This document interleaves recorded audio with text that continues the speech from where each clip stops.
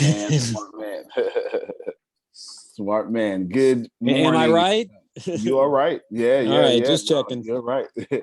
You're right. I'm gonna have a lot of fun with it too, and I got some unique stuff I want to do. Let's start off with a video first. We're in the faith section of Think and Grow Rich this time. I want to skip a few things. Well, not skipping, but we're going to talk. I want my favorite philosopher to come back up one more time, and I want him to talk. I want him to answer a question. I love when he answers questions.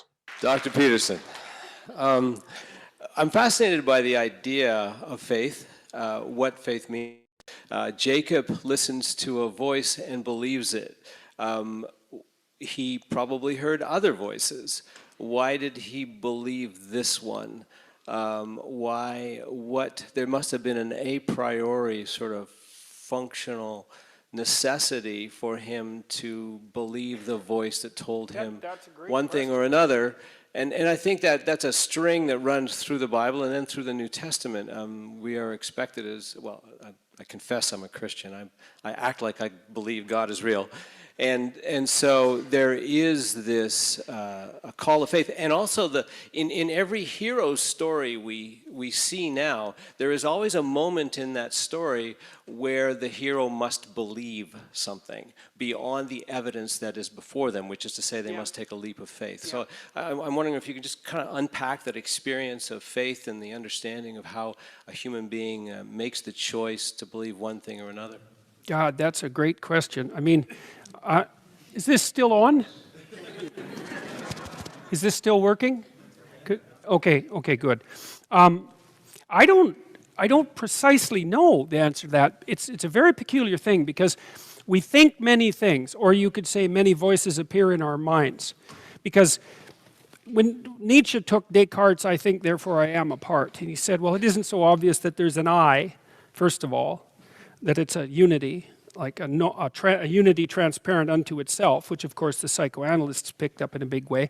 And then he wasn't sure that it was the I who thought in some causal manner. He said, well, no, it's more like thoughts, it's something like thoughts appear in the phenomenal field, and maybe you choose between them, or maybe they possess you. Like there's lots of other ways of thinking about it. It isn't exactly obvious to me why we choose to take one pathway rather than another, when so many of them offer themselves to us. You know, people tend to talk about that as something like conscience, right? And now maybe it's that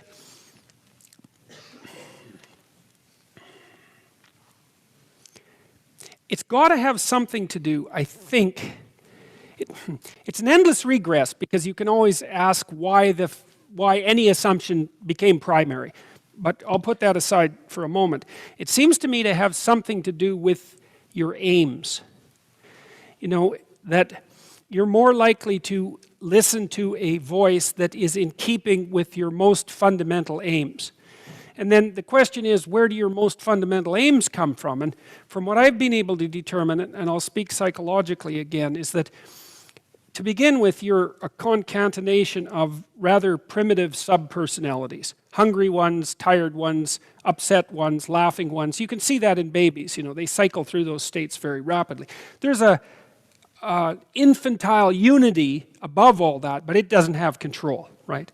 And so then the developing individual has to figure out how to integrate those primitive subpersonalities into a unified personality. At the same time, they integrate the unified personality into a social unity. So it's partly individual integration, but it's fed by social forces. I mean, even when you watch an infant breastfeed, it's established a relationship with its mother, and there's a reciprocity that's already at play there. So then that underlying multiplicity starts to form itself into a unity. And then the question, and I would say that's something like the emergence of the individual out of the Titans. That's a reasonable way of thinking about it. Like a sovereign out of the Titans. It's something like that. But then there's another division which seems to me to parallel the Cain and Abel division. It's that integration can be oriented towards something that's positive, but it can also be oriented towards something that's negative. And that's the split of the world into good and evil, I think. And then it looks like you're navigating between those. And I can only account for that with something like choice. Like, I think the free choice, even though I don't understand it, I'm unwilling to deny the existence of free choice merely because I don't understand it. Because it looks to me like that's how people act, that's how they expect to be treated, and that societies that structure themselves in accordance with the idea that people have free choice actually work. Now, that doesn't prove that there's free choice, but people have been arguing about that forever. But it looks to me, so those are two possible means of integration, and then I think what you're doing is feeding one or the other constantly. And I think you probably choose which one to feed. I think. That's how it feels that way to me as well. Like when I look at my own, maybe you're really aggravated with something. Maybe you're aggravated with your wife, or your child or something like that, and you're feeling kind of nasty, and maybe you even know that you're in the wrong. And an idea comes into your head. You think, I could say that. And you could say it, and you know what it would do. But then you pause and you think, would that make it better or worse? And then maybe you go to hell with it, which is quite the thing to say. I've got a little story about that in a minute. And then you say it, but you knew that you took the low road, right? And you know it. And then you're guilty about that and defensive, and that makes the fight way worse, because then there's no damn way you're going to admit that you actually did that. And so things do go to hell. And so here's an ugly little idea. So that's relevant to the question. So imagine you're playing around with cocaine. Now, I'm using cocaine because it's very addictive, but it's a very interesting chemical because it's a dopaminergic agonist. And what dopamine does is two things. It makes you feel like what you're doing is worthwhile, but it also, imagine that there's a bunch of neural circuits that are active, and then they get a hit of dopamine, or you do. Then those neural circuits get a little bit more powerful. Okay, so it has a rewarding property, which is that it makes you feel like what you're doing is important, and it has a reinforcing property, which is it makes neural circuits grow. So now what that means is that whatever you were doing just before you took cocaine grows. Okay, so now imagine there's a bunch of different things that you do just before you take cocaine, but there's a string of decisions, and at one decision point is the same for all of those different occurrences, and that decision point is, because you know you're in trouble, and that decision point is, well, to hell with it. Okay, so then you think that each of the 200 times that you take cocaine, even though you do it in different places, but that one thought is there all the time, and that thing grows because you're reinforcing it, and it grows and it grows and it grows. And so now that's in you, that's part of you, and it's the thing that says to hell with it. Okay, so now, and maybe that's not such a good thing to grow inside your brain. So then you're addicted, and they take you to a cocaine treatment center, and after a week you're no longer physiologically addicted. You're not craving, you don't have a problem, as long as you're there. But then they take you back to your normal environment, and you see, like, Cocaine Joe, your friend, and as soon as you see him, up that thing comes, and bang, you're back on the to hell with it track. And that's where you will end up too, if you reinforce that particular perspective long enough.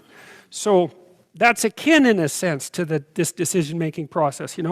If you take the low road, then that wins, and it gets a little stronger, because everything that wins neurologically gets a little stronger. It's like a Darwinian competition. So one rule is, don't practice what you don't want to become, because you really do become that. It builds itself right into your neural architecture. And that's one of the terrifying things about addiction, because you think, well, it's kind of psychological. It's like, yeah, kind of. It's also kind of neurophysiologically gets a little stronger. It's like a Darwinian competition. So the track. And that's where you will end up too, if you reinforce that particular perspective long enough. So that's akin in a sense to this decision-making process. If you take the low road, then that wins and it gets a little stronger. Because everything that wins neurologically gets a little stronger. It's like a Darwinian competition. So one rule is don't practice what you don't want to become, because you really do become that. It builds itself right into your neural architecture. And that's one of the terrifying things about addiction, because you think, well, it's kind of psychological. It's like, yeah, kind of. It's also kind of neurophysiological, and you build a one-eyed cocaine monster in your head if you hit yourself enough with something that reinforcing. See, like Cocaine Joe, your friend, and as soon as you see him, up that thing comes, and bang, you're back on the to hell with it track. And that's where you will end up too, if you reinforce that particular perspective long enough. So that's akin in a sense to this decision-making process. If you take the low road, then that wins and it gets a little stronger. Because everything that wins neurologically gets a little stronger. It's like a Darwin.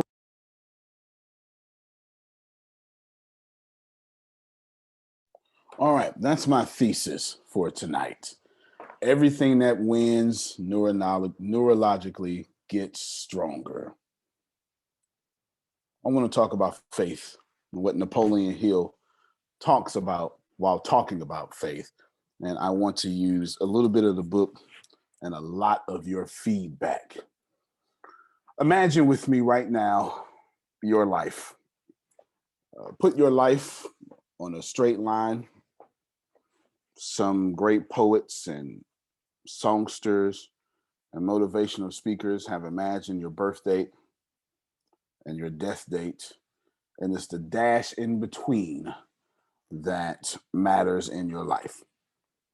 So I want you to look at this dash, and what I want you to do while you are only paying attention to me and not multitasking, I want you to imagine that dash being extremely long, however long you want it. And I want you to put this moment as a little dot on the dash that is your life. Now draw it out to the future, because I don't think you plan on dying today. I want you to take a line or dash from the very first steps you've ever made,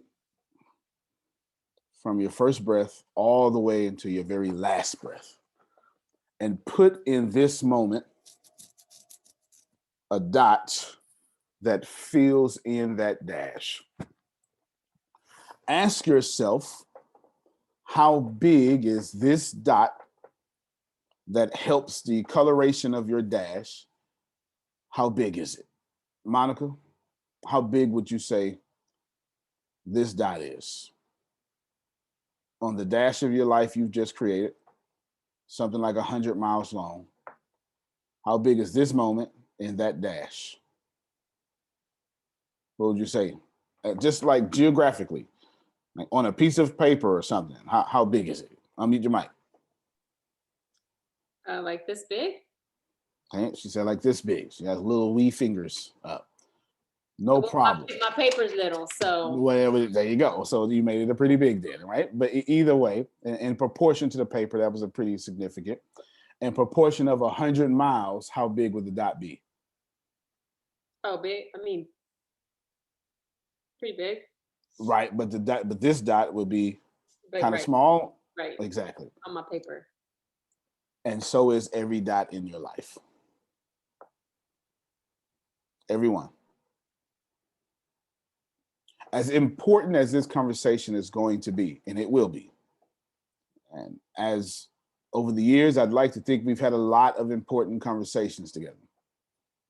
Over the years, I would like to hope that I have had some sort of assistance in transforming your life, and each one of those conversations with just little bitty dots on the great thing that is your life. And the reason why is because faith is important.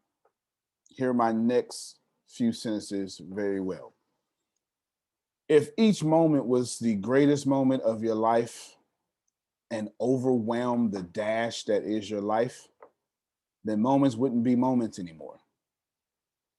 Moments would be these huge factors of calibrated strategicness. But that's not the case. The truth is, even your beautiful time with your children on this earth have been a dot on that line. The significant time that you have spent with your significant other is a dot on that line. That dot may follow you for 69 years, like Phil and Susan. Well, they're not 69, something like 40 years of marriage may follow you, but it's still a dot that had to get dotted for 40 years. Truthfully, it's not a line. It's not a continuous line. Every day, Phil had to wake up with Susan. Phil had to practice Susan. It's the beautiful part of what we are in this world. Our moments are just moments. They are all connected, but they have no power in our life until we practice them. Can we talk just for a little bit? God has put this life together to where it's all connected. But at every moment, you can significantly change what you're doing with your life. Significantly. Overnight, you can change the trajectory. Forget overnight. Over the next breath, you can change the trajectory of your life right now, because it's just little dots on the illusion of the straight line that you have.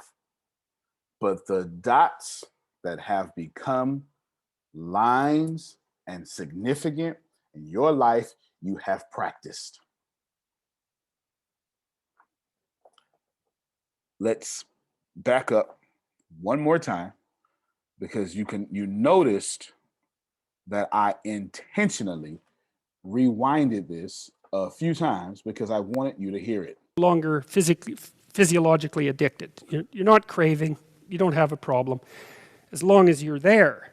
But then they take you back to your normal environment and you see, like, Cocaine Joe, your friend, and as soon as you see him, up that thing comes and bang, you're back on the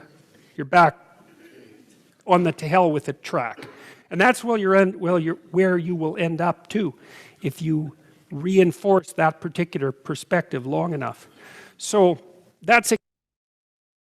If you reinforce a particular perspective long enough, if you reinforce a moment long enough, this happens. Akin in a sense to this decision-making process.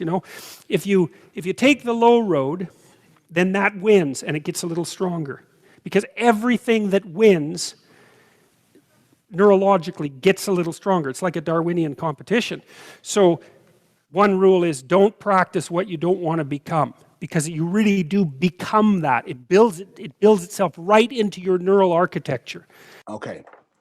A couple of weeks ago in a corresponding class that we have here, I'm not sure which one, I was trying to explain to you all about the neural network and how I wanted to go get my doctorates in cognitive developmental neuroscience and studying for that and just being fascinated with psychology and neurology.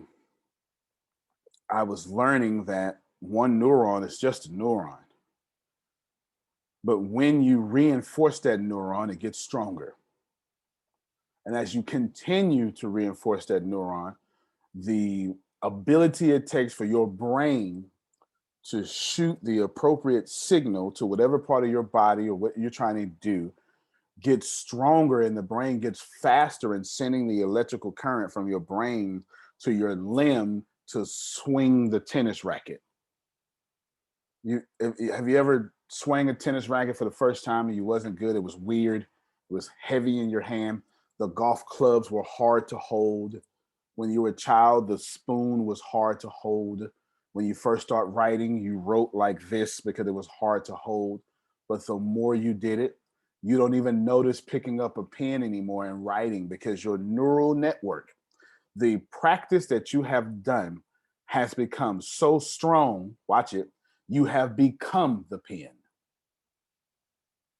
It's why you don't feel the pen. Not just that. Tempest is driving. I'm sure someone else is driving right now as we talk. She's not going to remember most of the path she has driven on because she's been driving for so long, she has become driving. How many of you have driven all the way home and was like, man, I don't even remember getting here? Yeah, I do it all the time, probably way too much because you have become driving. It is so second nature for you that you don't even know you do it anymore. Your feet have become one with your brake pedal to the point where when you get in my car, if my brakes are stronger than yours or newer than yours, you say, wow, your brakes really work. Or if they're weaker than yours, you say, man, your brakes really need some work because you are comparing the brake sensitivity of my car to the oneness that you have with your brake pedal. Anything that wins neurologically, you become. It gets stronger. See, it's not that I was just born a teacher. True, I was. It is also that every day I reinforce what I was born as. So I like weird people like Jordan Peterson. Takes 9 minutes to answer a question. Antonio takes 9 minutes to answer a question. I like things and people like that because it's been reinforced. Some of you barely understood what he said. That's not an observation of your ignorance. You just don't let philosophical conversations win in your life. So you have not become them. But you have become sales. You have become humor, like the humor consultants. You understand? Are you really gay if you don't practice gayness? It's a fair question. I'm not telling you that lesbianism is not lesbianism if you don't practice it. Like I don't even intend, Monica, for you to answer the question. But what I do want to do is mess up your head and ask the question. Can you be something you're not practicing? And that's fair. It's fair. I get that you would emotionally, not you, but second person plural, tell me, nope, I'm chemically, I'm born. Yes, you do. Okay. She said, I practice. I'm born gay, right? I'm born gay. I get it. I completely get it. But if you don't practice it, can you be? The answering of the question is irrelevant for this platform. But please know, as I transition, Monica has faith in lesbianism because she practices it. Phil has faith in humor because he practices it. Tempest has faith in cybersecurity because she practices it. Because every waking day now, she is consuming information about securing invisible things. Faith must be practiced. It is not something God just gives you.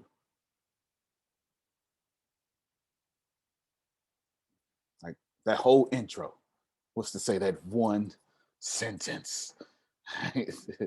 you must practice faith.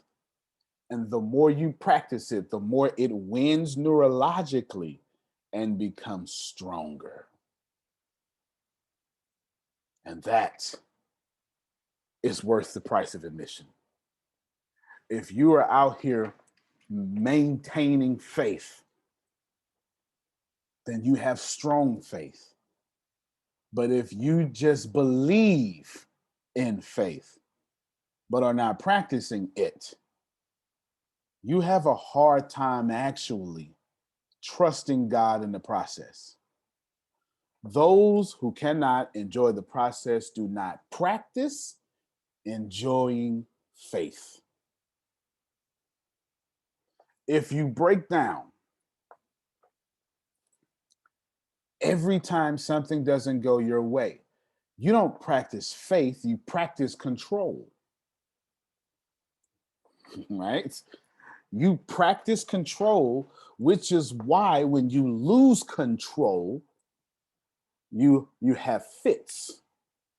Your mood alters. It's not that you don't remember people's name when you hear them. It is you don't practice remembering people's names when you hear them. Like, that's what it is. Faith must be practiced. And anything that is practiced,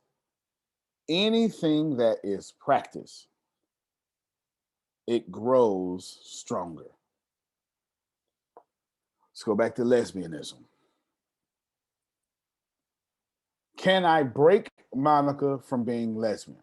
The answer is irrelevant. It is not relevant. I'm not asking questions that have answers. I'm asking questions that force you to think, how lesbian are you? See, y'all, we practice things because, or we do things because they have become our identity. But until you practice them, they don't become your being. So there are people who are actively trying to break your gayness, right? Gay is not the only letter in the LGBTQIA community. However, Monica's not those letters. She's gay. So we're going to roll with this one. Think about this for a second. Can I break her gayness? Now she's going to say no. Hell no. Got me messed up because she's practiced not being broken. Am I lying, Monica? Have you? Yeah, you can't. Okay, right. So basically, I'm barking up the wrong tree. However, let's postulate for a moment that she wasn't as strong. Her aura was not strong. What would happen if she loved me or admired me so much that she would give me the opportunity to force her to practice a new thing? Now, the smart critic is going to say, well, yeah, but she wouldn't be in herself. She would eventually go back to being gay. And I have no argument for this because I'm not trying to answer the question. I'm just trying to say, how much can I break what should be strong in you if I give you another practice? And the neurological answer at all times is I can break it a lot. I'm not trying to break your gayness, but pay attention. If I force you, or if you force you, because I can't force you to do anything, not to practice something, your neural network will break down. And whatever you are practicing to break down that neural network, that thing now becomes strong. And now what you have, Monica, and this is the truth, you have those women who love you but don't want to be seen publicly with you because they've practiced both. Thanks. You're welcome. Okay, they have practiced both. They've practiced not being seen and being seen. And by scientific, biological, chemical default, that creates cognitive dissonance. So these women would mistreat Monica because they're frustrated in themselves because you cannot have the same neuron have two different ideas, and that frustration has to go somewhere, and it goes out on the person causing the frustration according to their perception. So Monica must get mistreated. There's the first thing I want to read, Phil, is literally the first 3 paragraphs of chapter 2 or chapter 3, depending on, it's the first 3 paragraphs of the faith chapter. I really want to read them. I've even, if you all don't have a book, here's a fantastic website that has all chapters. Phil, did you want to read it? No, I just wanted to mention to you that I literally yes. have those first 3 chapters highlighted. Wow. Every one of them, every word of the first 3 chapters I have highlighted. But also I want to add to it, what you're talking about is the power of now. Yeah. Is what Eckhart Tolle talks about. You know, the past resides in your memory, the future resides in your imagination. All we have is the present. That dot is just a series of presents. Life is one present after another. And we all practice faith every day if we drive a car. You know what I'm talking about? Yeah. We have faith that the people coming for us will stay in their own lane. Mm. So we're practicing faith every day. Wow. That is good. I did not see that last one coming. Yeah, you're right. You're right. We have practiced faith in sitting in these chairs. When we first got it, when we thought we was going to fall. Now we don't even think about that no more. Let me read these first 3 paragraphs. Faith is the head chemist of the mind. When faith is blended with the vibration of thought and the subconscious mind instantly picks up the vibration, translates it into spiritual equivalent, and transmits it into infinite intelligence, as in the case of prayer. Let me help you read with me. The emotions of faith, love, and sex are the most powerful of all major positive emotions. When the 3 are blended, faith, love, and sex, they have the effect of coloring the vibration of thought in such a way that it instantly reaches the subconscious mind, where it is changed into its spiritual equivalent, the only form that induces a response from infinite intelligence. Love and faith are psychic, related to the spiritual side of man. Sex is purely biological and related only to physical. The mixing or blending of these 3 emotions has the effect of opening a direct line of communication between finite thinking mind of man and infinite intelligence. Let me tell you a story. I wish she was here. Grace has been religiously single her whole life. And I was explaining to Grace, she was like, well, why can't I do this? Why can't I do this? And I was like, Grace, well, you need some sex. Literally, I said this. I really did. I really said this, okay? And she said, no, I don't. And I was like, well, I'm not talking about real sex, but your triangle is messed up.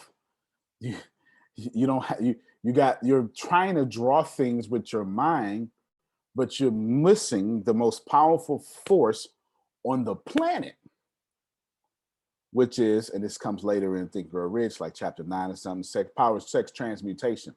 Until you have sex energy locked into what you're trying to do, you can't even win. But I'm sorry. I don't want to, can I just get a recording of this? I got you. We'll make sure you get it right after this here. This Got is you. that day, and I'm going to have to leave you, but that's all I want to say is I got you. I got a house full of people. I'm neurologically messed up. And now you Antonio, talking like Jesus. So I need a copy, please, Lord. I got you. We'll make sure you get it. Go ahead, Phil. I need that. well, one. is that why when you're doing sex, you think or say, oh God? That might be true. That might be true. Definitely. We got you, Adrian. Jana, make sure Adrian gets this recorded right after. Okay, she's gracious to hear. I was trying to explain to her, no, it's not that you need the act of doing sex, but you have no friends. There's no intimacy involved in your life. You love Jesus, and that is not strong enough to call forth what you desire. I really said all this, and I would say it again if I see one of you doing the same thing. It is not enough just to love the Lord, because that's psychic. You must add your body, which is perfect, into the equation of manifesting things. So I said, Grace, what you need to do is you need to take this sex energy, and Think Grow Rich, he'll tell you, he's not talking about sex. It's not just talking about sex. It's just power, but we'll get there when we get there. Take this energy, and it's time for you to be a good friend, Grace. So now she brings things into her life, because where there is sex energy, that's friend energy for her. So she talks to Monica every day. So she wasn't a good friend before. Now she is. She was angry because she was all mind, but there were no feelings. And if you don't, this is a feeling universe. It is not a psychic universe. And if all you know is just psychic thoughts, if all you have is faith and love, it's not enough. I'm sorry. You have to mix together this sex energy with it. In this case, we could be talking about relationships, or it's the reason why the secretary has this effect over the 22-year-old secretary has this effect over the 45-year-old CEO, because he's activated sex drive, and now his energy is more powerful. His inventions are better. Mind is clearer. Whatever you practice gets stronger. If you practice infidelity, it gets stronger. Go ahead, Phil. Well, you could substitute the concept of sex with intimacy. Absolutely. Absolutely. Absolutely. Let me give you this first key point that I really want to give you. It's from the book, per se. You would never even have a thought of your main desire unless faith was tugging at your mind. Faith is vital to accomplishing it. Tempest, you need faith. And some of you are in relationships with no faith in your significant other, and you wonder why the relationship is toxic. Wherever there is no faith, there is toxicity. Oh my, I should have. Some of you have no faith in your children. That's why that relationship is toxic. You know what's best for them.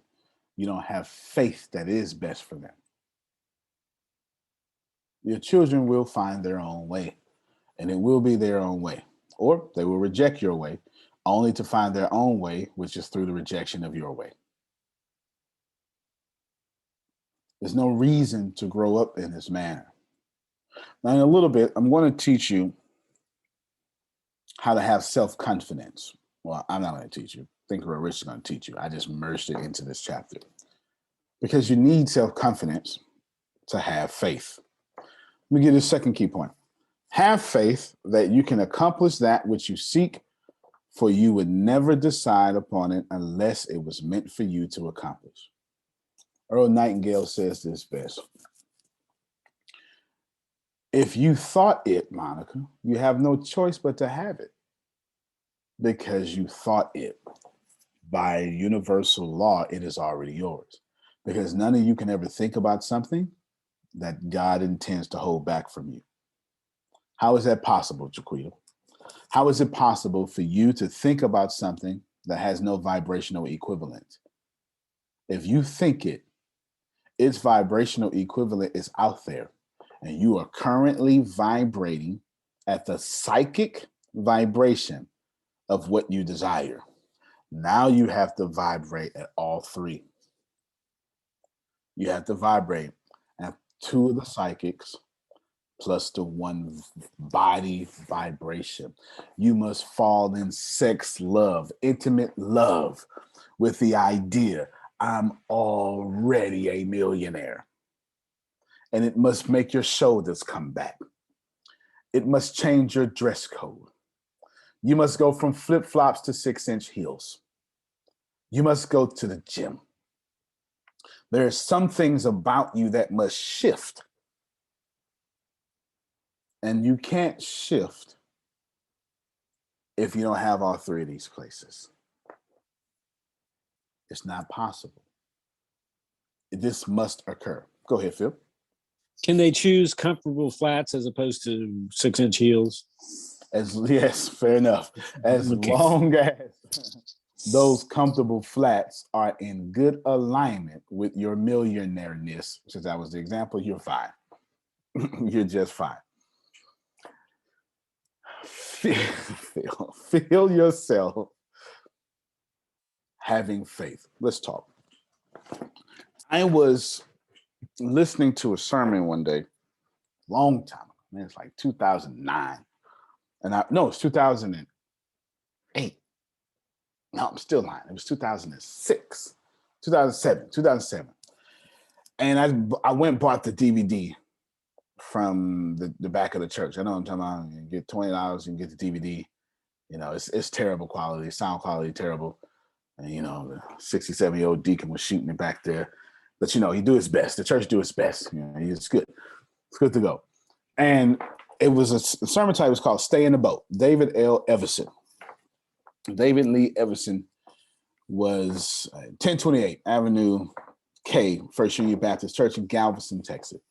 And he preached a sermon, "Stay in the Boat." This is what he said. It was about Peter.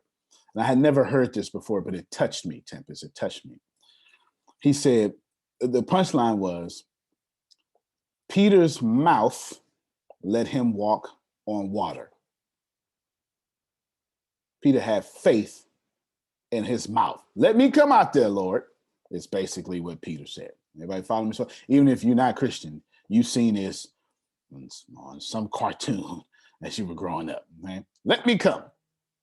Well, this is what changed my life. This is what he says, Monica.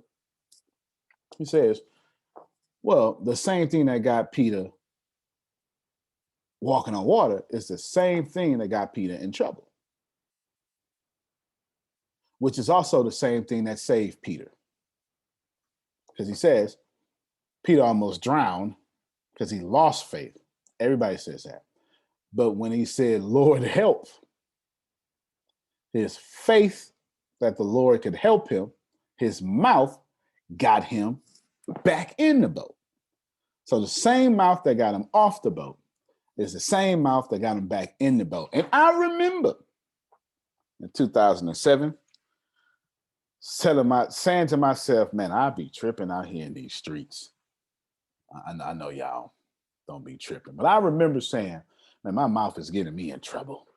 I keep causing my own problems. And I remember buying this DVD, and I was working at Office Depot, and I didn't care. I just had this DVD playing because I was working I was the manager of the tech department. So it was just in one of the display computers, and I just had it playing. Because I wanted to get this message in me. I wanted to understand that my mouth and my perception and Antonio is causing Antonio's problems. See, I had full faith that you had me messed up, but did not have full faith that I can get out of what that caused me. Boy. I knew you had me messed up. I didn't even need to believe that, Monica. Oh, no. You just had me messed up by the Lord God. As God is on earth, as God is in heaven, you got me messed up. You're about to catch these hands. I need no faith for that. Need no faith. But when it was time to apologize, who know what I'm talking about? I needed courage to apologize. Oh, don't fool me now. Don't fool me. Some of y'all ain't apologized yet. You still out here saying, well, you shouldn't have did that to me. You're literally out here still being a victim abuser, not apologizing. So that message hit me hard. because I recognized that faith was a lot bigger than what I was making it. It was. I recognized faith was a lot bigger than what I was making it. Gianna, if I got myself into something, it's going to take faith to get me out of it. And I have to practice this faith. And sometimes, Monica, practicing this faith means that I have to be a friend, even when I don't want to be. I got to be positive. Sometimes I have to make sure that you said something crazy to me and I have to take it because that's part of faith. Sometimes I do, because I'm not allowed to practice your vibration. I must practice mine. Let me show you again. This is vitally important. I'm going to keep playing it until I feel you are receiving it. You don't have a problem as long as you're there. But then they take you back to your normal environment and you see like Cocaine Joe, your friend, and as soon as you see him, up that thing comes and bang, you're back on the to hell with it track. And that's where you will end up too, if you reinforce that particular perspective long enough. So that's akin in a sense to this decision-making process. You know, if you take the low road, then that wins and it gets a little stronger, because everything that wins neurologically gets a little stronger. It's like a Darwinian competition. So one rule is don't practice what you don't want to become, because you really do become that. It builds itself right into your neural architecture. I truly can't say it better than what he is saying here. I just don't practice what you don't want to become. Well, I don't like her, so stop practicing her. I'm gonna close my laptop. Goodbye.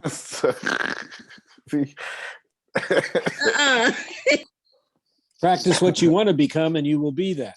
There it is.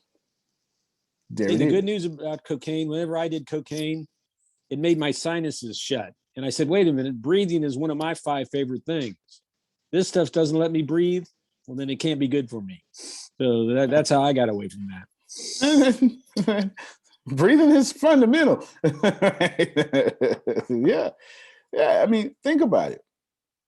I practiced Reese's peanut butter cups. I was a master. So I got stronger eating Reese's peanut butter cups to the point where I couldn't stop eating them. If you don't like somebody, why do you keep practicing the feeling that you get when you don't like them?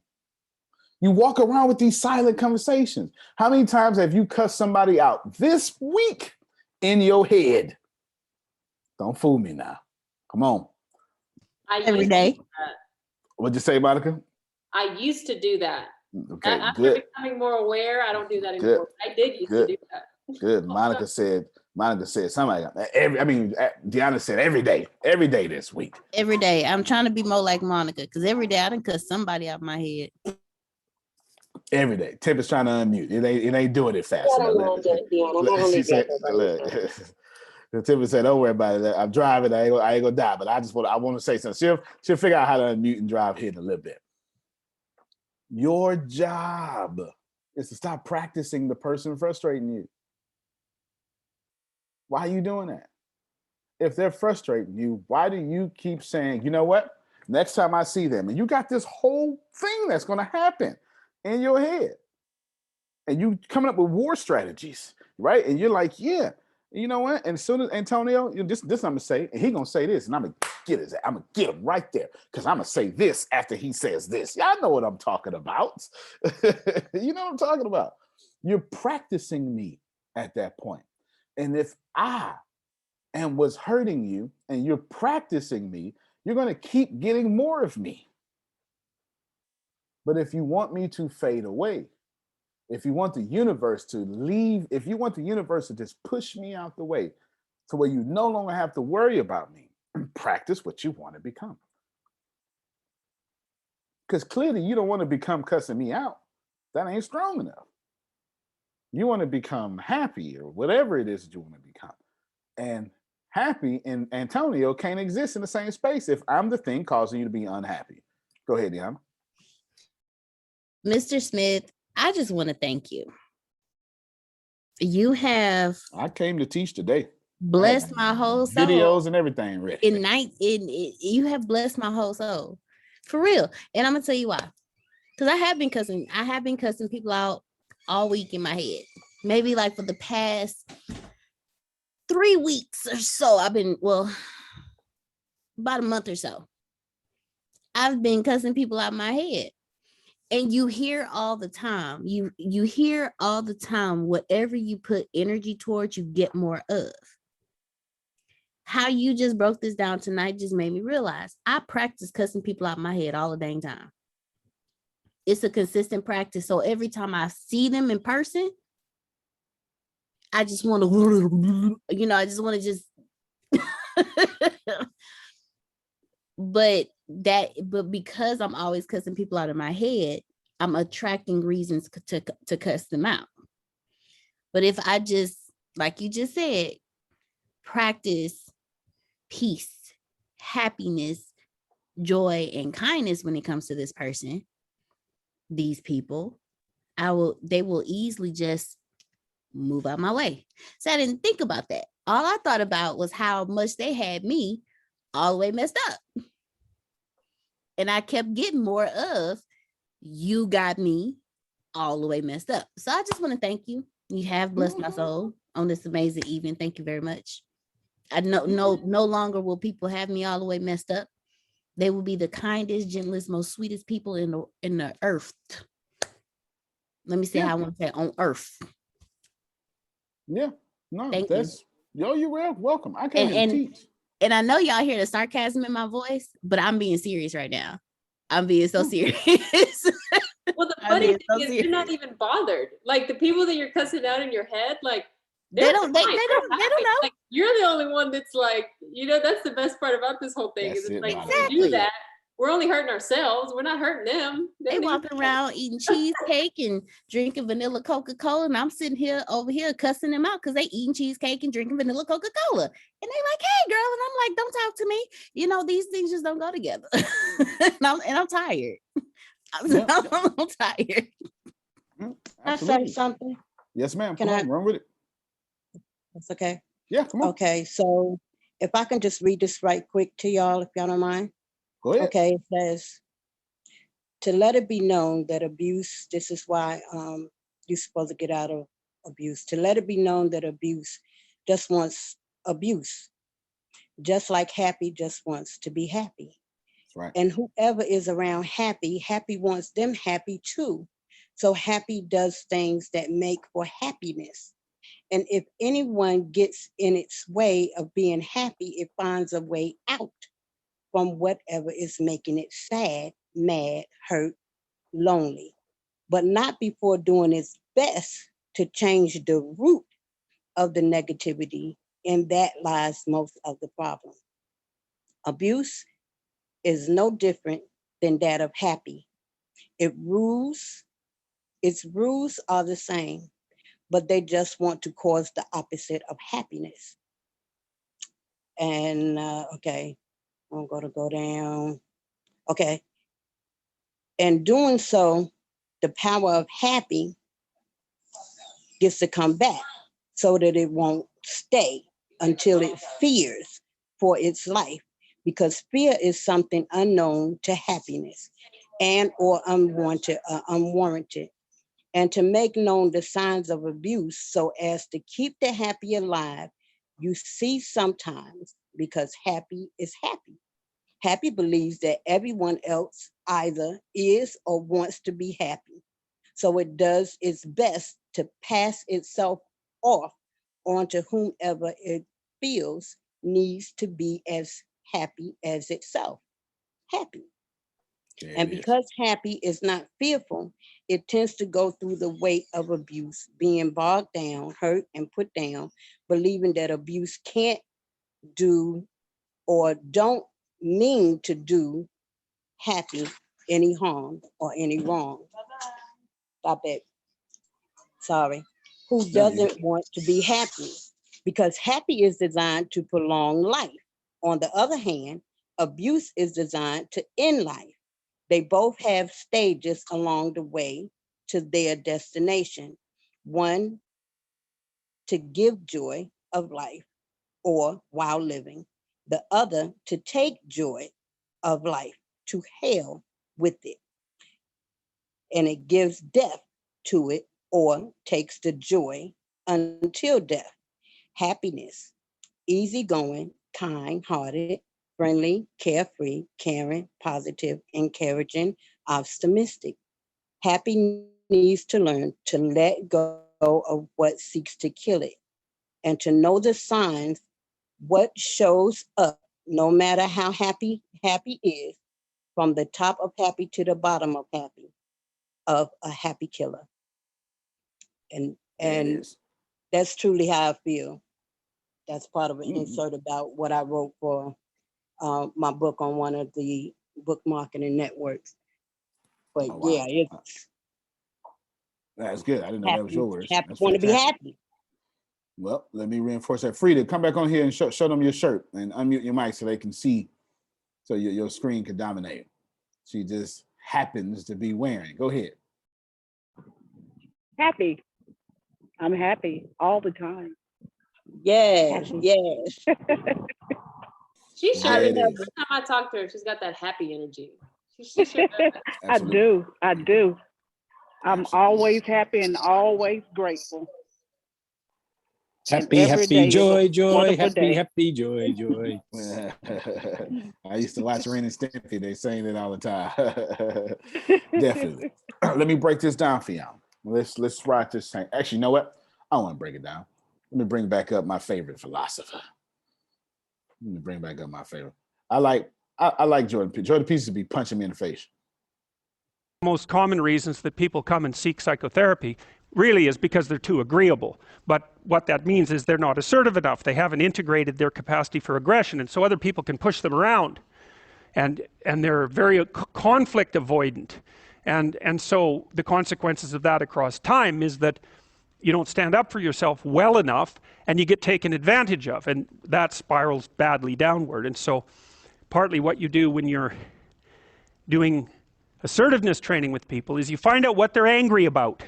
And they're usually angry if they're not assertive enough because other people are taking advantage of them, or you could say because they're not putting their own necessities forward with enough force. It's hard to distinguish between those two things. But anyways, you get them to talk about what they're angry about. That often makes them cry, often many times. And then you get them to kind of envision what they would want to have instead, which they're often afraid to do because people are afraid to think about what they want, because that makes it more clear when they're not getting it, and that's painful, right? Or maybe they're afraid of hoping, so they won't specify a clear aim. But anyways, you get them to think about what they might want instead. You get them to think about the costs of not pursuing that, and then you help them develop strategies for integrating their aggression and with their thinking so that they can come up with a plan to approach the world in a more confident way. So for example, someone might come to me and say, I'm being bullied badly at work. And so then I'll say, well, what are your options? You have to put up with it? Well, we'll figure that out, because maybe you do. Maybe you don't have options. But here's how to find out. Get your damn CV together so it's pristine, right? It's ready to go. Get over your fear of a new interview, because people are generally afraid of that. Get over your fear of applying for a new job. Start thinking about what it would mean to have a different job. Start thinking about what it would mean to have a better job even, because maybe your fear is just making you stuck here. But I can tell you one thing, if someone's picking on you at work and you don't have options, you lose. So you get the person to start building a strategy. It's like, okay, if you're going to tell this person to stop, you have to know how to make them stop. And the one thing you need for sure is an option. And if you don't have an option, then maybe we start thinking about the fact that you need some more training or something like that, because you cannot negotiate if you don't have any power. So, because while, especially if you're dealing with someone who's really out to get you or really disagreeable, if you don't have a leg to stand on, they'll just push you over, and maybe they'll jump on you too because that's what they're like and they enjoy it anyways. So it's no joke. So you put your options behind you and then you start to think about strategy. So I tell people, look, if you're being harassed at work, you document it every time it happens and you write it down. So you've got like 20 stories about it and it's fully documented. And then you go confront the person at some point, but with at least 3 pieces of evidence. And you have some sense of what you tell them about what will happen if they don't stop. So you have to figure out, well, if they don't stop, what are you going to do about it? Leave? Not if you can't leave. So you have to be able to, wield a big stick and speak softly. But you see, that way that's how you take your aggression, which is an absolutely necessary part of your psyche, and manifest it up into a sophisticated means of dealing with the world. You don't just suppress it. You say, well, I should be able to put up with it. Or I wish I wasn't so angry or something. It's like, forget that. That's all that'll happen is your blood pressure will stay high and you'll die of a heart attack, because anger, for example, is a very toxic emotion. And it does cause heart damage over time. It's the only emotion that we really know that's been linked to things like cardiovascular risk. And anger is toxic because it's like you're driving a car, you're stepping on the gas and pushing on the brake at the same time, because anger tells you to run away and to attack at the same time, because you don't know what's going to happen. And so it really amps up the physiological demand on your body. And so if you, including your heart and your musculature. So if you stay like that for like 10 years, you're going to age 20 years. And that's a bad plan. So, you take your underground emotions and you integrate them into a sophisticated reality. Now, keep in mind what he just said. I'm coming right back to y'all. I want to play this one more. Well, it might not be one more time. I'm going to keep reinforcing this in y'all face. Problem, as long as you're there. But then they take you back to your normal environment and you see, like, Cocaine Joe, your friend, and as soon as you see him, up that thing comes and bang, you're back on the to hell with it track. And that's where you will end up too, if you reinforce that particular perspective long enough. So that's akin in a sense to this decision-making process. If you take the low road, then that wins and it gets a little stronger. Because everything that wins neurologically gets a little stronger. It's like a Darwinian competition. So one rule is don't practice what you don't want to become, because you really do become that. It builds itself right into your neural architecture. Now let's merge these two together, okay? Let's merge these two together. Anger is toxic. It will destroy you. In addition to that, lots of anger is you not pushing forth your necessities with enough force to be respected. Rewind, press play. In relationships, you were consistently neglected and abandoned. Give me something else. Like, give me some stuff that genuinely bothers y'all. You're neglected, abandoned, not heard. Oh, no, seriously, give me some stuff. Unmute your mics. Give me some stuff that really bothers y'all. In relationships. Taken for granted. Okay. Quality time. I don't know why I didn't see quality time coming. Okay, taken for granted. Quality time. What else, Monica? Not appreciated. Not appreciated. So when you have relationship problems, you don't have problems. What you don't have relationship problems, you have character problems. And your character bubbles up. The deficiency of your character bubbles up into the relationship, and it pushes itself as toxicity because you're angry that you have not pushed enough of your necessities with force enough, not to be violent, but to be heard and draw that line. As he said, and as is said, you're not holding the big stick and using a soft voice. So now you're in a toxic relationship. Somebody said probably lack of passion. So now you're in this toxic relationship because all anger is toxic for the most part. You can't say all. Most anger is toxic. Anger for someone getting hung in a tree, that's probably not toxic. You have to figure out, how are you going to fix these things? And since we're in the faith chapter, is why I keep bringing it up. Because I didn't want you all, so we're talking about faith. If you're just joining us, I don't want y'all too fake. You're so practiced, because you say, if I'd have said who has faith, all of you would have raised your hands, but it's just not true. You don't have faith. Most of you have control issues masquerading as faith. Most of you. you literally have control issues, and the moment I don't do something you want in your timeline, you lose your mind. You become spoiled, or what else do y'all do? I have no idea what you do. It's so hard for me to go back and retrograde to that awareness.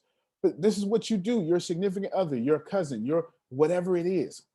And then your low self-esteem starts masquerading as perfectionism.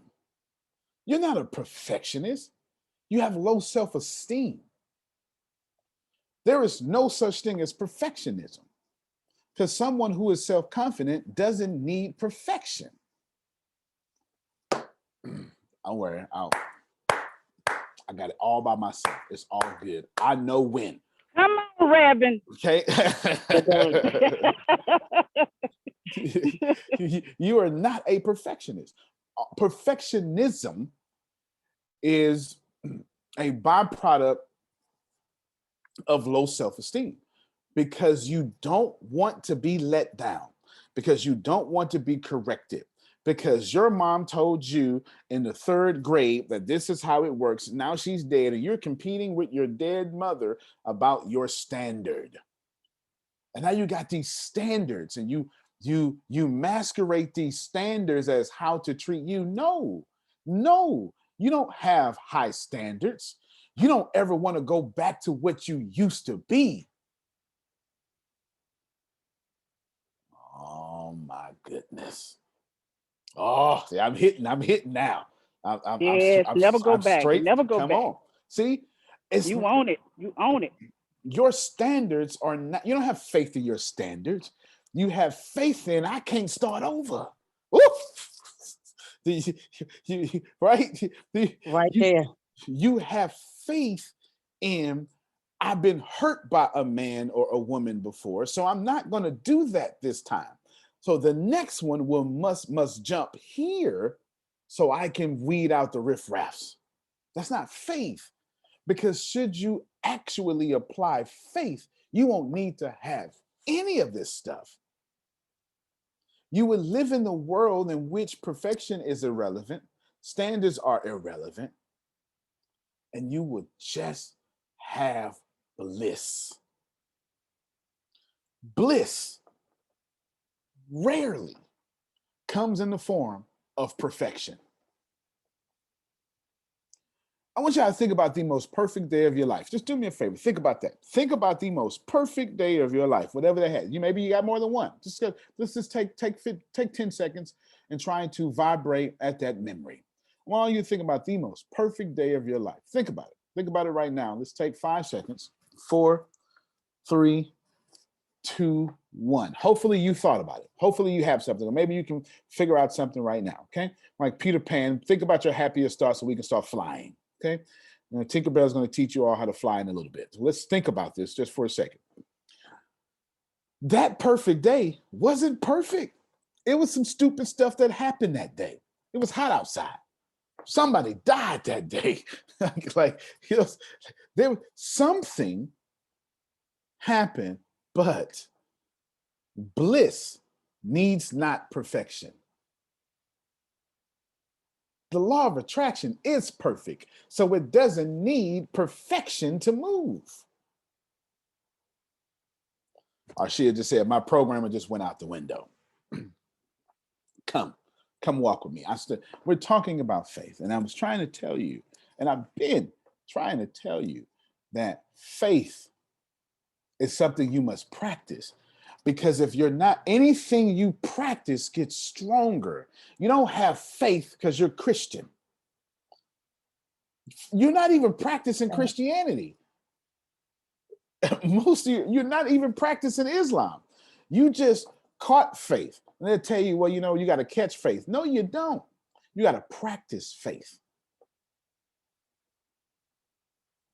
If you think you have faith, I want you to think about the one thing that you need most. Now see, play with me, because I always you super woke people. You get a little difficult to communicate. Because if I say the wrong word, Monica, they'll be like, I don't need nothing, right? So just allow me to talk at the collective consciousness of the room. Okay, just for a moment. Think about the one thing you need. For some of you, it ain't money. See, I don't need money. I don't need money because I was born without it. They don't take money from me, I'm gonna get it back. It has no effect over me. But some of y'all take money from you, you're gonna die. It's become your identity. You've been making $200,000 a year.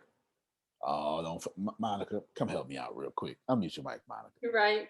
Okay, thank you so much, right? Thank you so much. I don't want them to think that I'm not just talking some sense up in here. So money's a big deal to you. Some of you, like, well, I don't need love. Of course you don't need love. That don't bother you because you've been loved your whole life. So I want you to pick what is unique to you, that one issue that follows you everywhere you go. For some of you, now, no matter how much you rise, no matter how much you ascend, it's that thorn in your side. Like Paul prayed thrice, is what King James Version says. 3 times I said, Lord, take this from me. And God only said, nope, I ain't taking it from you. My grace is sufficient for you to keep it in. So I want you to think about that thorn in your side, whatever that is. Go ahead, Phil. Have you ever heard the theory that thorn, that he was gay? Have not. Yes, I have, actually. I have just a little bit of that. Yeah, just a little bit. It was in the back of my mind. Would explain the singleness, wouldn't it? All right. Would explain the singleness. Think about that thorn in your side, whatever it is. For some of you, it's abandonment. For some of you, it's marrying the wrong spouse. Uh-oh. That's most certainly my thorn. Okay. It's most certainly my thorn. I don't care about nothing else. I don't care about nothing else. But hook me up with the wrong person. I got to die. Just get me out of here. Lord, let me start over. Next lifetime, please. Let me just run this stuff. No, I'm good. I'm good. Let somebody else save the world. Just come on. I'm done. I'm dead serious. Why? Why is that a big deal? Because Monica, in the trash can, I was left alone.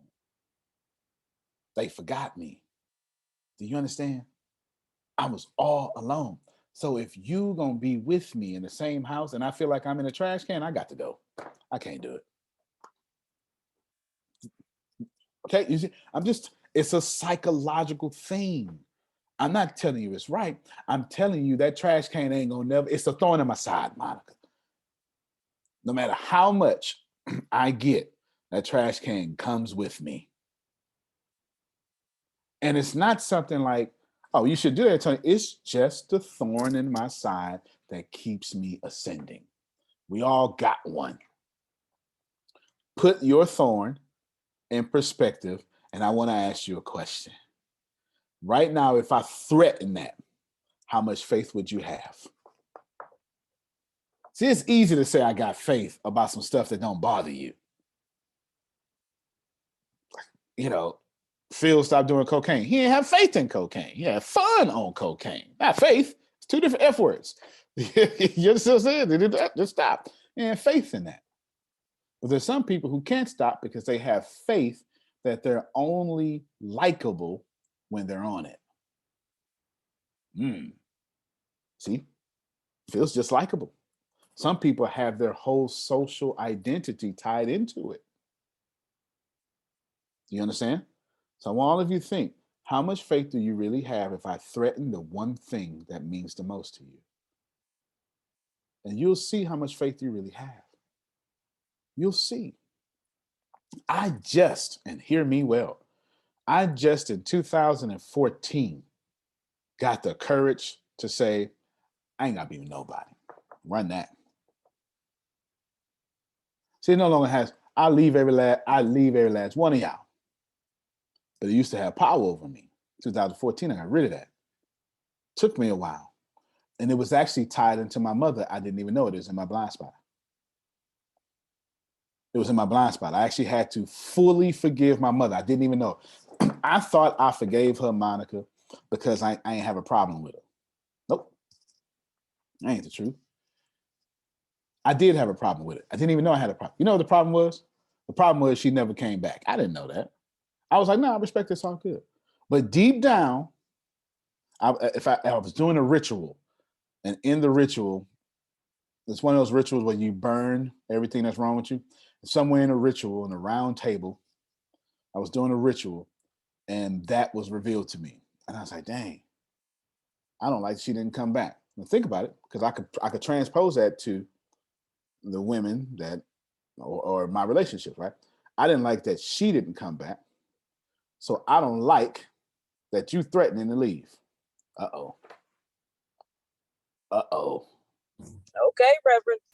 Okay. All right. I'm just trying to get somebody. See, I ain't talking about nobody else right now, Monica, but I'm about to swing this thing around and pull right on your driveway and roll over your toes.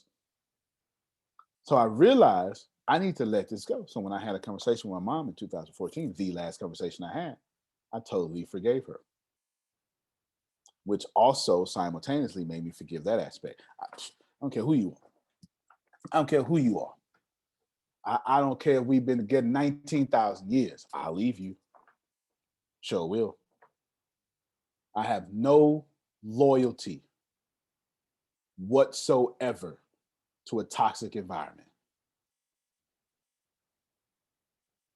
See, don't confuse my light, my integrity, and my loyalty to you with the loyalty to the environment you create. You create an environment that is toxic, you lose me every time. Every time. I refuse. And I won't even have to, and it won't be violent when I leave. You won't even know. I'm not even going to notify you. I'm going to tell you over and over. I'm going to say, Arshia, don't do that. Arshia, I don't like that. Arshia, I don't like that. All right. Arshia, I don't like that. 60 more times. All right, here's the deal. This, and this. I'm telling you, next time, you ain't gonna believe me. And all of a sudden, I'm gone. And you're gonna be like, something different about you. It is. I told you what was different. You wasn't listening. Because I'm no longer held by anything in this world. I have no fear. That's not to say I'm strong. It's to say I'm at peace with the thorn in my side. Because I have faith that everything's perfect. And I just perfectly accept that you like toxic environments. And so I perfectly go to another one. And allow you to be in your toxic environment. You Because got it's to roll not with where that. I stay. You got to roll with that. You can't force me to do something. Let me tell you something. You can't. Monica, you can't force me to spend money. You can't. Y'all know this. Y'all been around me long enough. You can't, like, hey, you should do this. No, I'm good. You should go here. No, I'm not. And if I decide to go, it's because I decided to go. Everybody here who's been here long enough knows this about me. Why? Because I'm alpha? No. Because I'm something? No. It's because I am at peace. And I have a lot of faith that no matter where I go, that's where I'm supposed to be. And if I got to go and lose everything and be publicly embarrassed that my relationship didn't work and have no clothes but the clothes on my back, damn it, I feel good about it. I ain't got no problem starting over. Go ahead, Phil. Just for clarification, What does it take to create a toxic environment? Now, that's a really good question.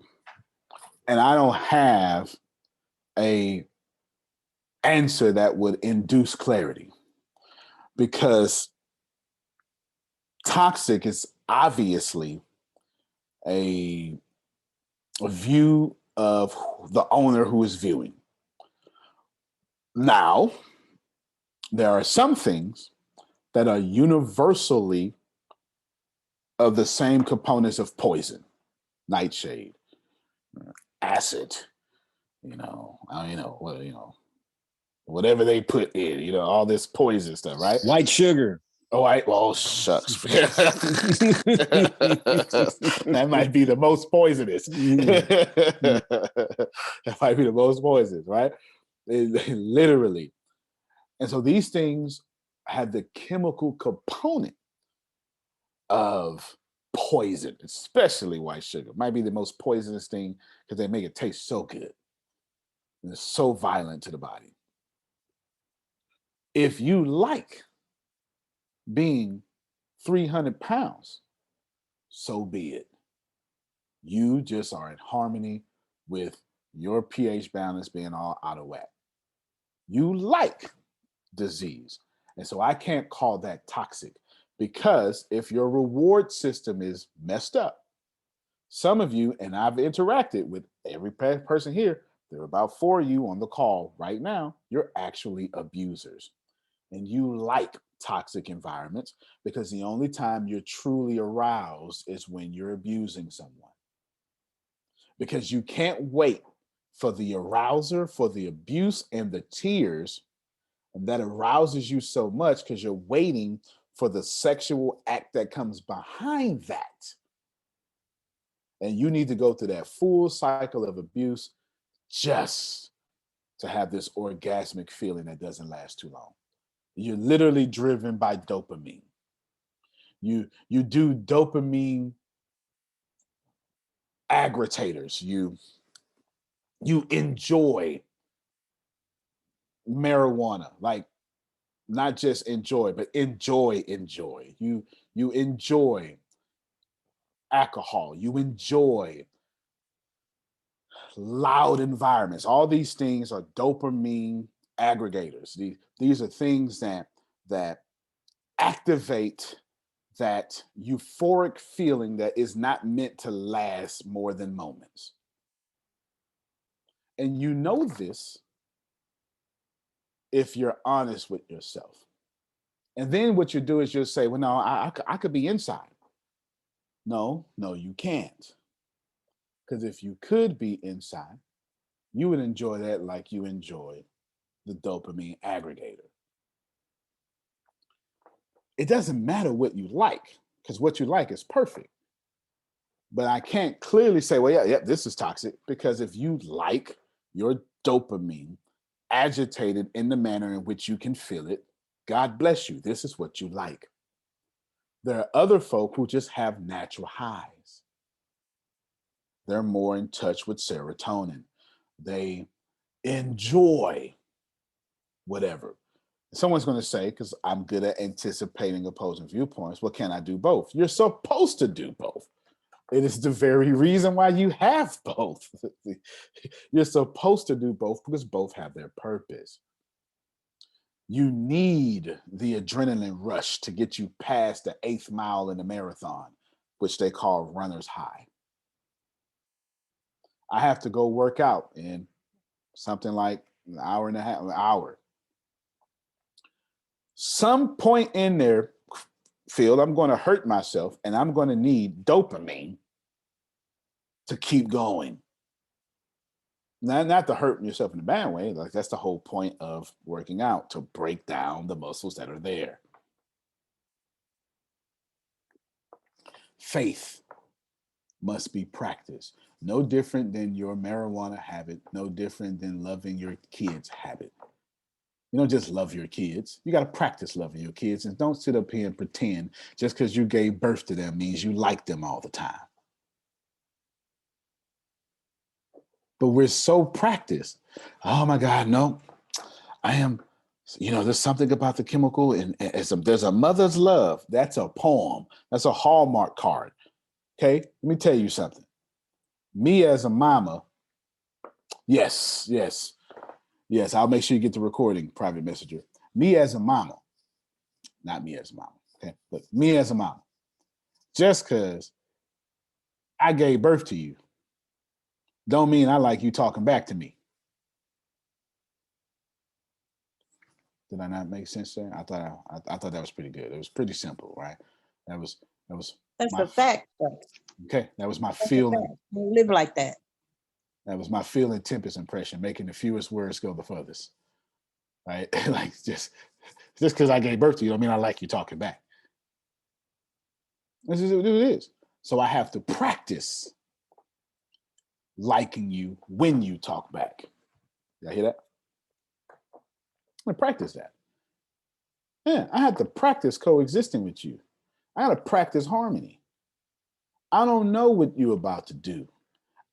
Barry, you might fit to let me down, but I got to practice just in case you let me down, that when you do, we okay.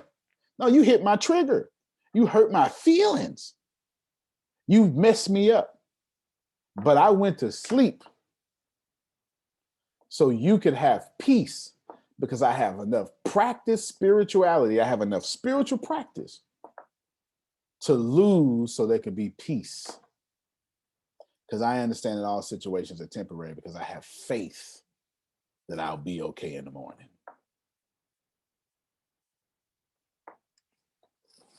All right, let's land this plane. Do me a favor, Donna, can you send Chiquita this recording right after? Yes, sir.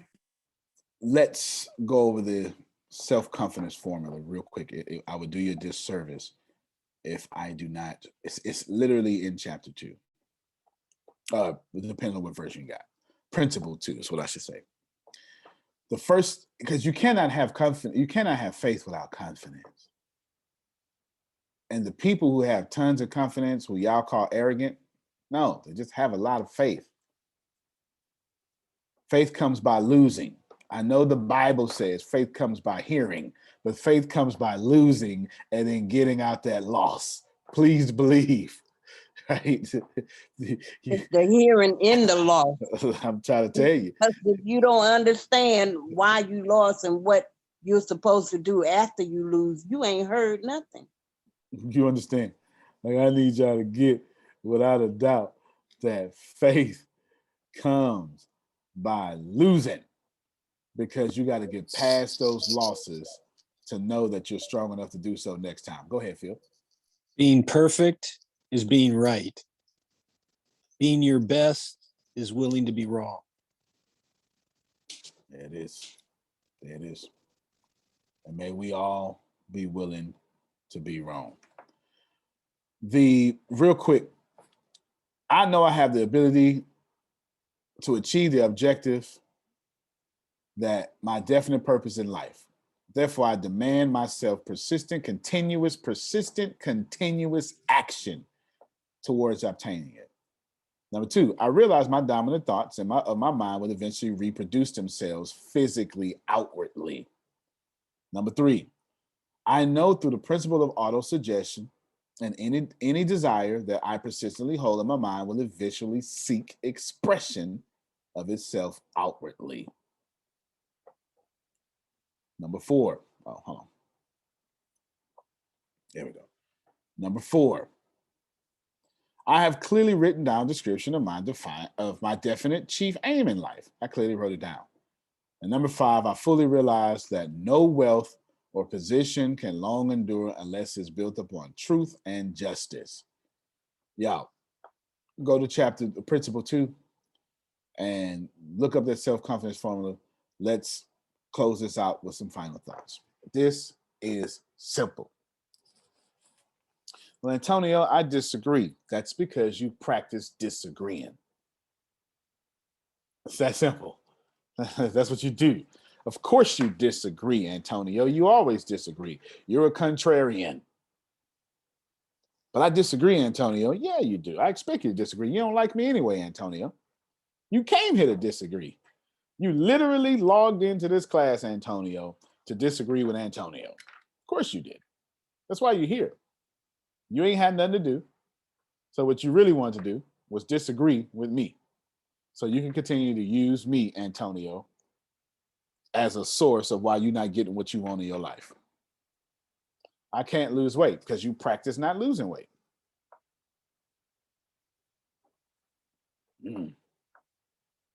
Man, I can't.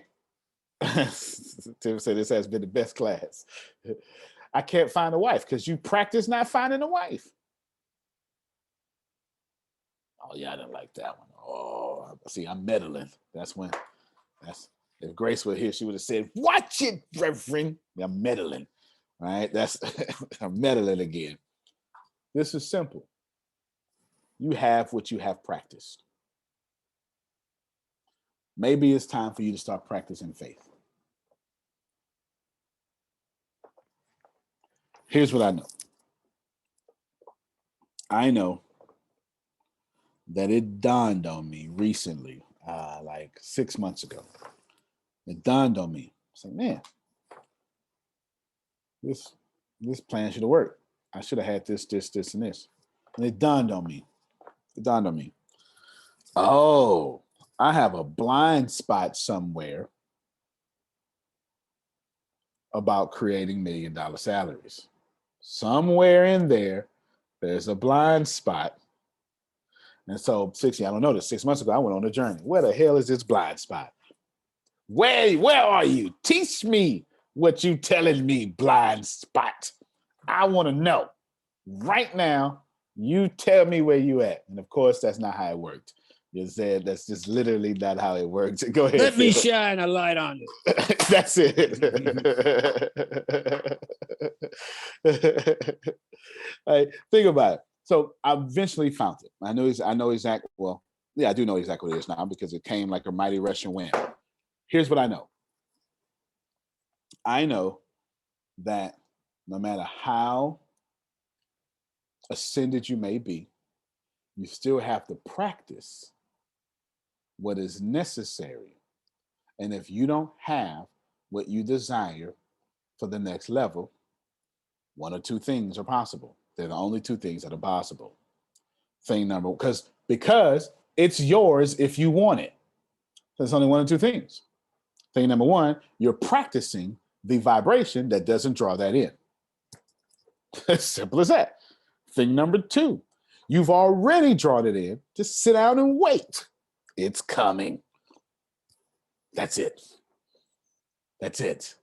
And your job, Monica, or Antonio in this case, as I've been talking about me, is not to panic when you have to wait. Right now, I solved my little blind spot problem 6 months ago. Now I'm just waiting. That's it. But it was the hardest battle I ever had to face. And I was embarrassed the whole time. Go ahead, Phil. But also be at the vibrational level that when it shows up, you'll recognize it. Oh, wow. Yeah, really good. I'm so glad you said that because I would have left it completely out, but that's 100%.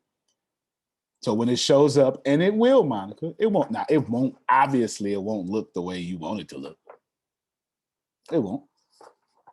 I mean, at least in my experience, I never got blessed in a way I thought I was going to get blessed. Not me, but that's me. Y'all probably get it exactly the way you write it on your affirmation board. Not me. It comes. Jesus did. Jesus did. Jesus did. For me, I always get the essence of what I asked for plus more than what I asked for. But I never get the way I thought it was coming. Right? I never do. Never get the way I thought it was coming. Never do. Lord, give me $1 million.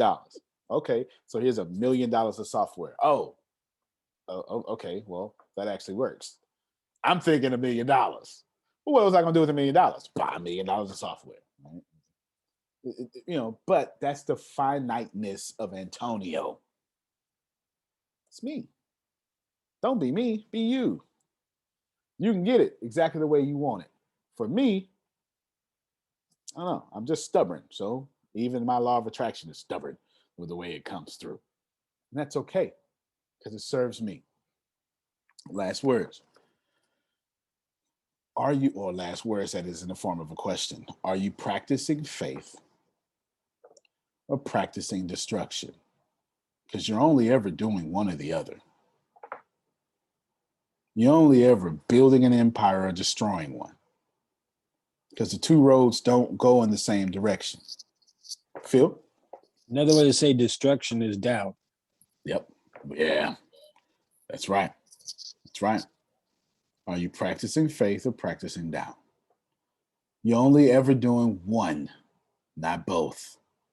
Are you practicing faith, practicing destruction? And I promise you, as we end, they don't exist on the same road. You're going to leave this call, and your routine is going to be on the road of prosperity, faith, on the road of destruction, doubt.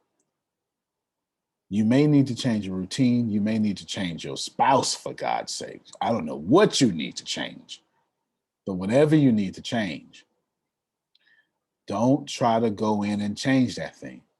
Just have faith that you don't need to. When you get to that level, you won't have to alter anything in your life. You just create new things that you want to experience. Last words on you, Phil. Well, like I said earlier, we all practice faith every day. And when we get in our cars and drive down the road, we have faith that that person coming towards us is going to stay in their lane. Now, if we doubted that person was going to stay in their lane, we'd never get in our car to drive. Very good. Absolutely. Absolutely. I posted those two Jordan Peterson links in the chat for you. I'm sure you'll be seeing Jordan Peterson a lot more because now I think you're ready for such levels of philosophies. Other than that, my friends, practice whatever serves you. If destruction serves you, practice it. It doesn't serve me. May all of us do only what serves us and own what serves us. I said it before, I'll end it with these very last words. God does not care what you choose, Monica. God just cares that you own whatever you chose. Antonio T. Smith Jr., you can plant better. You can dominate. Thank you very much, everybody. We'll see you tomorrow for the morning meeting. All right, everybody. Y'all have a good one. Love you. Thank you. Good Love you night. more. Very welcome. Love you. Love, love, love. Love y'all Love, more. love.